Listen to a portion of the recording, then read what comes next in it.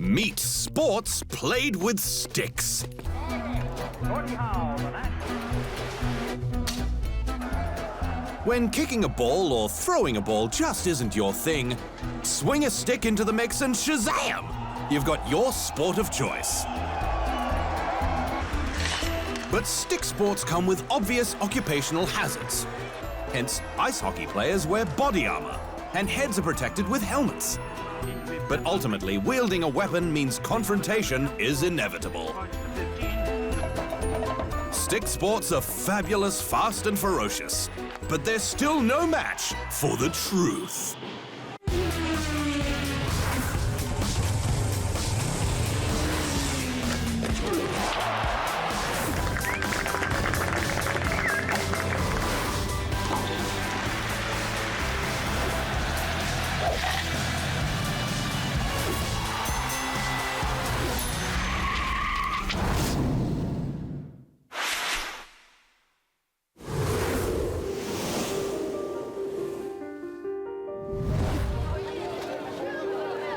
It's a sad perception, but a real one. When one thinks of Israel these days, you can't help but think of war on the West Bank. However, it still is the captivating home to Tel Aviv, the modern metropolitan city that was once labeled the one sane place in the entire Middle East. Contrasting the new city is one of the world's oldest cities, Jerusalem. A biblical wonder that has been attacked 52 times, captured and recaptured 44 times, besieged 23 times, and destroyed at least twice. For years, the nation's sporting landscape has been dominated by football and basketball. But there is one stick sport that is loosening that stranglehold. The Israeli lacrosse team was only founded in 2010, but made it to the quarterfinals of the World Championships in Denver just 4 years later. Not bad for a team that often fields a depleted lineup, as many players are called to serve on the Israeli Defense Force. Myself and my teammate Matt Cherry will both be serving in the IDF as well with the majority of my Israel-based teammates. American-born forward Noah Miller is a key component of Team Israel. And having immigrated to the country in 2013, he's felt the effects of conflict firsthand. You know, you're a lacrosse coach in the United States. A parent may come up to you and say, what's your plan if there's thunder, inclement weather? When we're coaching, we have parents come up to you and say, what are you going to do if there's a rocket attack? What's your plan? The plan for the Israeli lacrosse team is to use sport as a means of unifying fighting factions and finding a common bond. I think it is a foundation for creating peace. Little kids play together. They're not going to fight when they get older.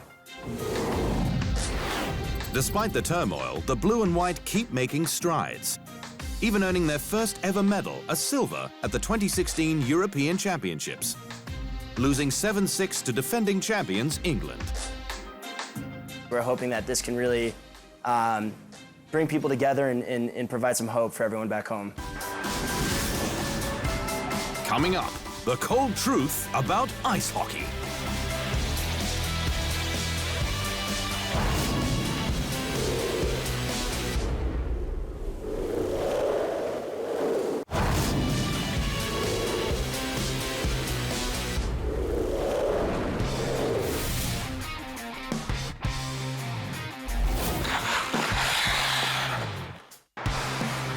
It's the world's most popular stick sport, where athletes use slippery stick handling and extreme speed on skates to score goals and make the fans go wild.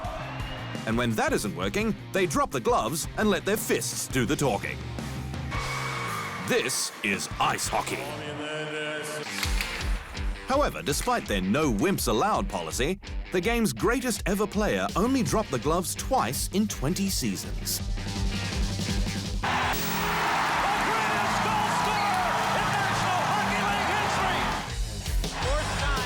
Wayne Gretzky is a Canadian icon and hero, and held 61 records when he retired in 1999. A fitting year to call it quits when you consider he wore the number 99, which was later retired by the NHL. 4 Stanley Cups, 3 Canada Cups, 9 Hart Trophies as league MVP. Gretzky also holds regular season and playoff records for most career goals, assists, and points. He's moving in. Score! 50 goals in 39 games. Canada's athlete of the 20th century was well ahead of his time when he dominated the 80s, but recognizes he would have found the modern game a little harder. These athletes today are tremendous size, and they have, not only are they big, but they have the ability to be mobile. For big men, that was really difficult back in the 70s and 80s. Today's players may be great, but even the great one himself had a hero from a different era he looked up to. A man known as Mr. Hockey.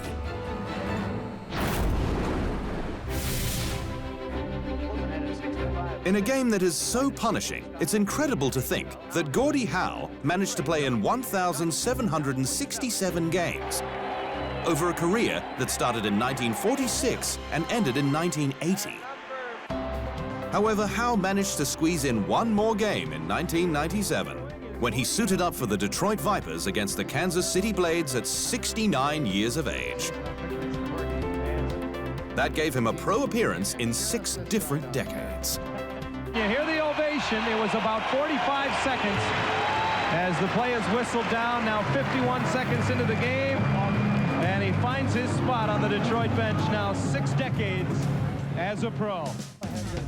Before Gretzky came along, it was Howe who owned nearly every NHL record imaginable. The rugged right winger from cold Saskatchewan helped make Detroit a city of champions, guiding the club to 4 Stanley Cups in 24 seasons with the Red Wings.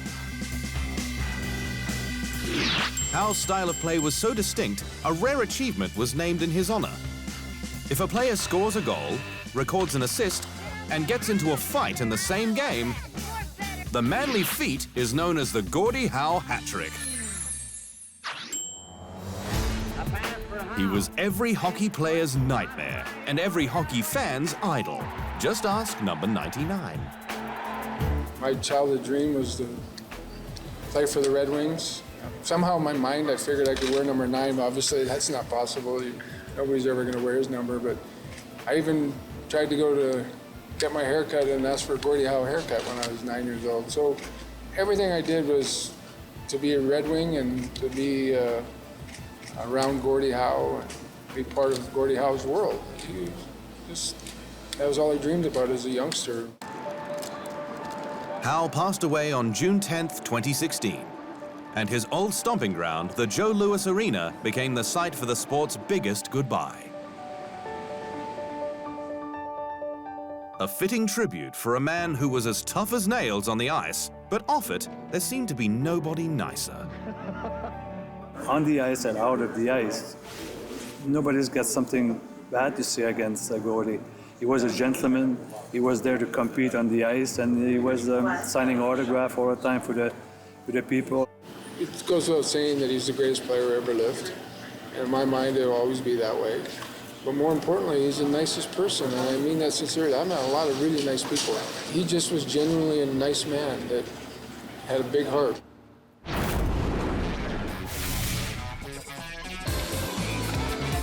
Ice hockey is definitely a global game, and although it's Canada that leads the way with the most registered players, the IIHF has accumulated some interesting stats. Finland is 4th for most players, but Japan has more outdoor rinks than the Finns. North Korea, believe it or not, is the only nation in the world to have more female players than male players.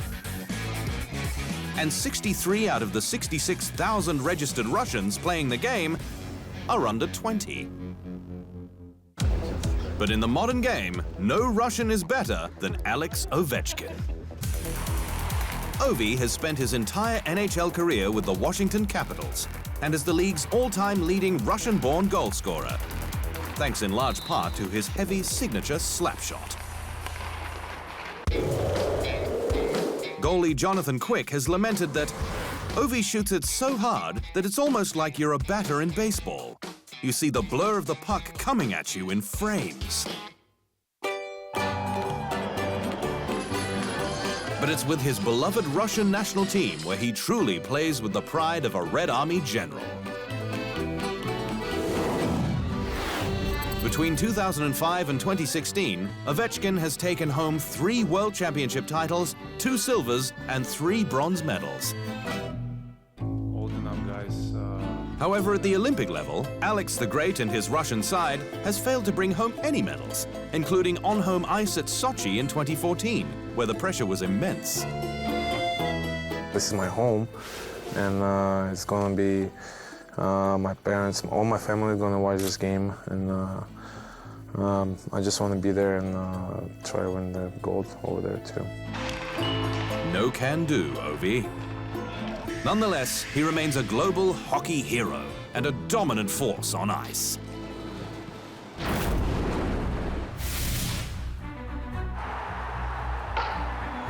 Like most other North American sports, it regrettably took some time before African Americans found favor in the National Hockey League.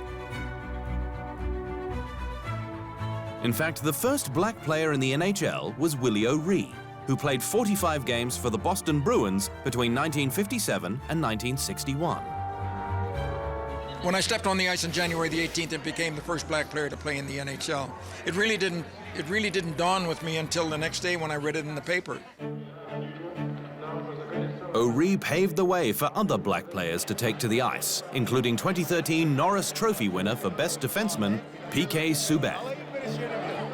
I think he inspires so many kids, you know, regardless of, you know, what your background is or where you're from or the color of your skin. I think that he shows that there's no barriers. So, when the ice melts but the desire to play hockey remains, what can a Gretzky, Ovechkin, Subban, or anyone else do? How about take up Octopush? Well, Octopush is played underwater. It's likened to hockey, so a lot of countries call it underwater hockey. There's a goal at each end. We have a puck, which goes on the bottom of the pool, and we have a stick. There's a black team and a white team. So the idea is to push the puck along the bottom, and teams of 6 aside contest to score the goals. While the chance of witnessing the game at the games is nil at best, it's still worth diving into. After the break, the stick sport of polo.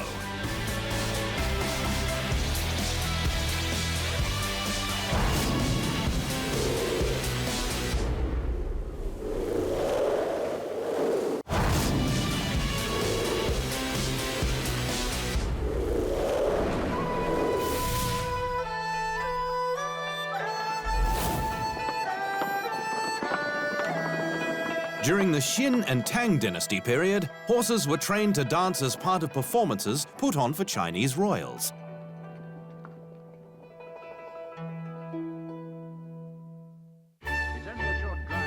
Since then, horses and royalty have gone hoof in hand, with the British royal family showing their love for the animal via the Royal Ascot.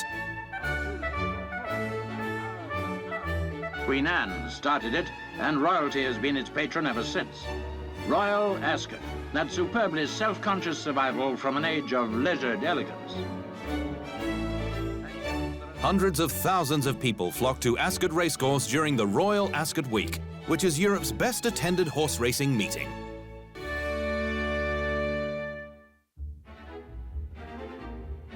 And then there is equestrian, which saw Princess Anne compete in Olympic eventing in 1976. Nearly 4 decades later, she saw her daughter, Zara Phillips turned Tyndall, take home a silver medal in the same discipline at London 2012, even presenting her with her medal. At the end of the day, they're my family, so it's not anything different to me. The royals have also been associated with the stick sport on horseback, the sport of polo.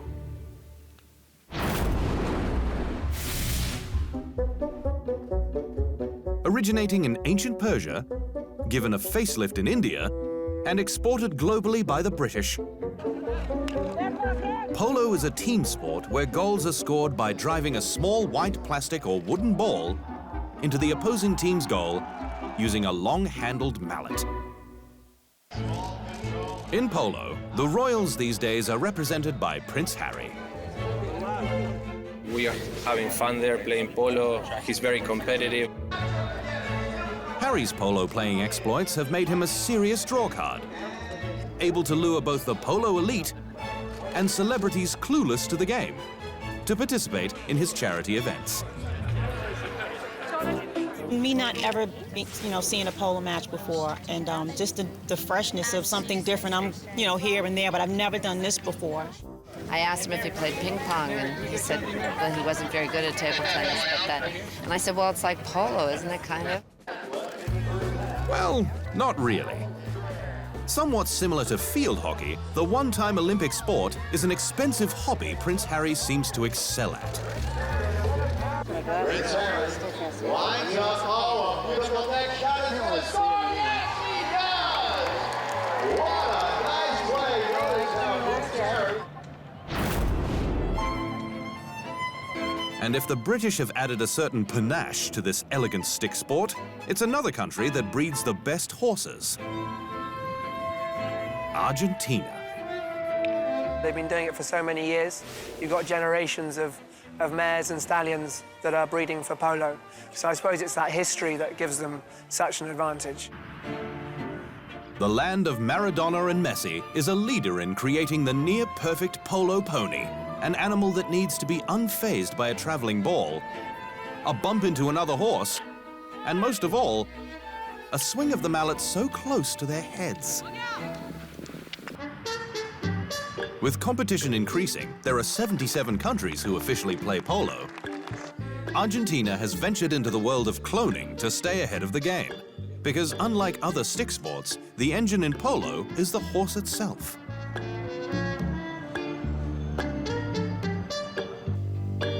And so the battle to create a genetically superior breed is a serious business, and in some ways, a little creepy.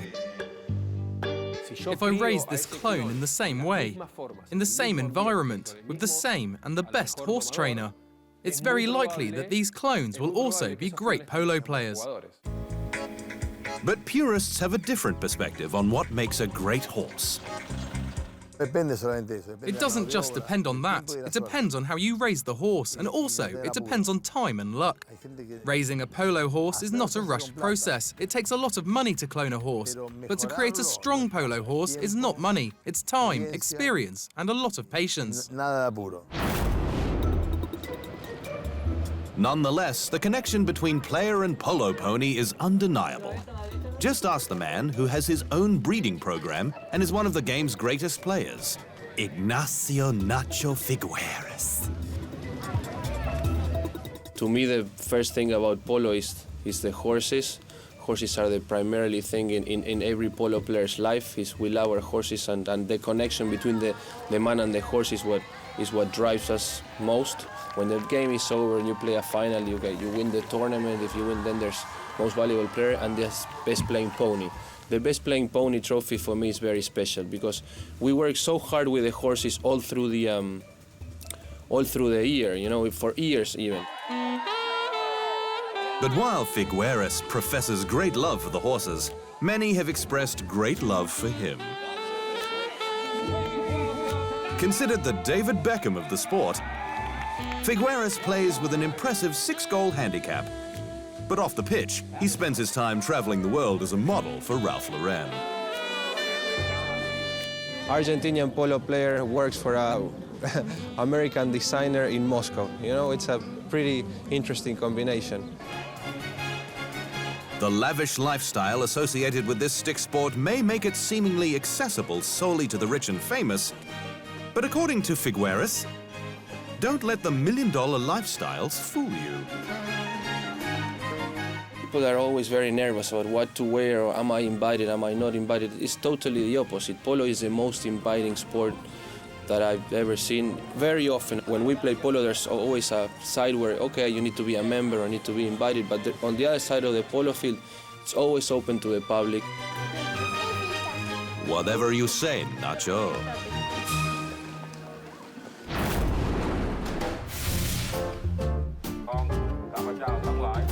If you can't afford a cloned horse or a spot on the guest list, there are those who have made the sport more user-friendly. In Thailand, for example, they've traded horses for elephants. It's about 50 times harder than playing golf. But playing rugby, oh no, we're dealing with some big animals, and I suppose we've got some big animals that we play against as well. But no, it's a little bit physical out there. Besides the obvious difference in size, elephant polo is also much slower in pace and requires much more coordination between the animal, the mahout, and the player. The elephant is so much slower than the horse, and it's so much bigger, and it moves sideways like this when you're sitting on it. So the horse is going very straight, and you actually can accurately hit the ball, you can stop, you can turn, and it's a very, very, very fast game on a horse. Elephant, you have to adjust completely. Meanwhile, in Mongolia, Yak Polo has been introduced to create more interest in a sport that once was rooted deep in Mongolian tradition. In the countryside, the yaks are fast and easy to handle. Here in the city, they're unnerved by the crowds, music and hot weather. And in the Cuban capital city of Havana, animals are replaced entirely with the usage of bicycles. The first I saw it, I thought it seemed a little boring. But when I started playing, I realized that it's really exciting, and the more you play, the more you want to play.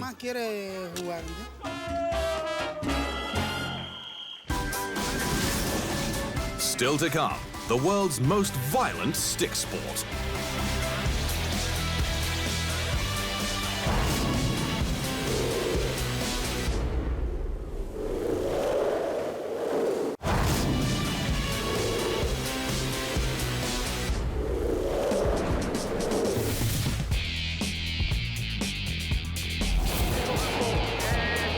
When police and protesters clash, hurling petrol bombs is clearly an extremely dangerous thing to do.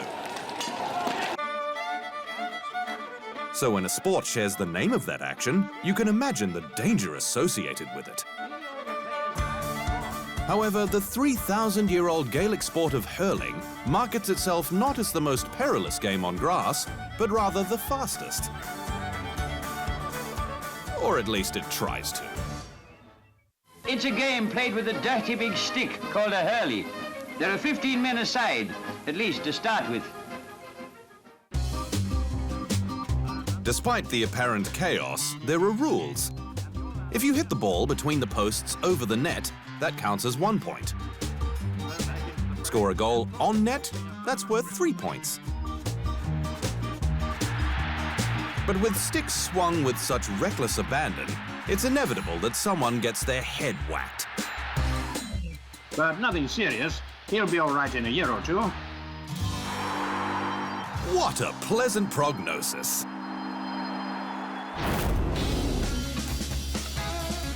While the sport has Irish roots, it's since traveled the globe, finding favor amongst the Argentinians. Originally brought to Buenos Aires by people fleeing the Irish famine in the 1850s, the sport's popularity fizzled to nothing following the Second World War, when sticks were impossible to import. However, it saw a revival in 2009, when a hurling all-star team from Ireland paid the city a visit. Just like that, a handful of curious and courageous Argentinians with Irish ancestors emerged, with the desire to continue the hurling tradition of their forefathers. My great-grandfather, Miguel Punta, an Argentine, was one of the pioneers of this sport and of this hurling club. He was part of a national team that was put together in 1922 to compete against the Irish, which was played here. He was a goalkeeper, and well, Argentina won. The nation was invited to present a team at the 2013 International Hurling Festival, where they placed second in their second-tier competition. 2 years later, at the 2015 Etihad GAA World Games, they'd take the title. Clearly, hurling is in their genes.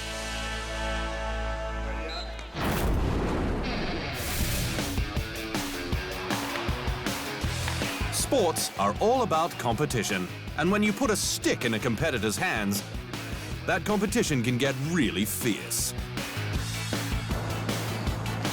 Hence, despite what seems like death knocking on the doorstep, these sports are a lesson in self-discipline and self-control, where aggression transforms into positive energy.